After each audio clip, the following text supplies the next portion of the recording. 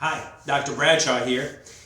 For functional medicine patients, it is time to strengthen our deep core. Even beyond what our abdominal muscles are, we're going to get deep into the pelvic core. So for many of you, you've heard the term Kegel exercises. This goes for men and women. This is going to help strengthen the pelvic floor. When I say pelvic floor, we're talking about the muscles deep in the groin that support the pelvic organs, support the intestines, provide support and alignment of the tailbone as well. For when the pelvic floor has dropped, the tailbone sinks in and creates more pressure into the low back. So by exercising these deep muscles and elevating them and lifting them up, you support those organs, get a proper alignment of the tailbone so that way your back stays in proper alignment instead of compressing into the low back. So here's how you're going to do this.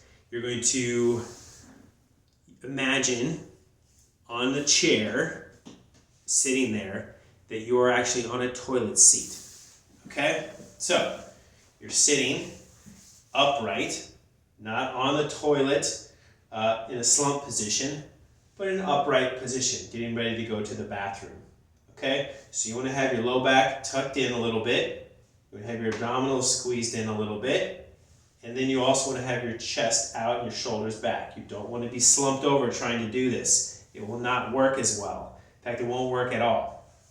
So, in this upright position, chest out, shoulders back, you're going to imagine that you're going number 2 and you're trying to pinch off the bowel movement. Okay? And when you do that, it's a deep muscle, right? Way deep in our groin and pelvis. And we're going to squeeze that muscle. So what I tell patients is you're going to take that muscle, you're going to squeeze it and hold it for a count of 10. 1, 2, and breathing while you do it. And then after 10 seconds, you're going to relax it. You're going to imagine that you're not trying to pinch that muscle off, you're letting it go. Okay? And then again, squeeze, count of 10, let it go. Keeping the posture the whole time. Squeeze for count of 10, and then let it go. Alright? You're going to repeat this 10 times.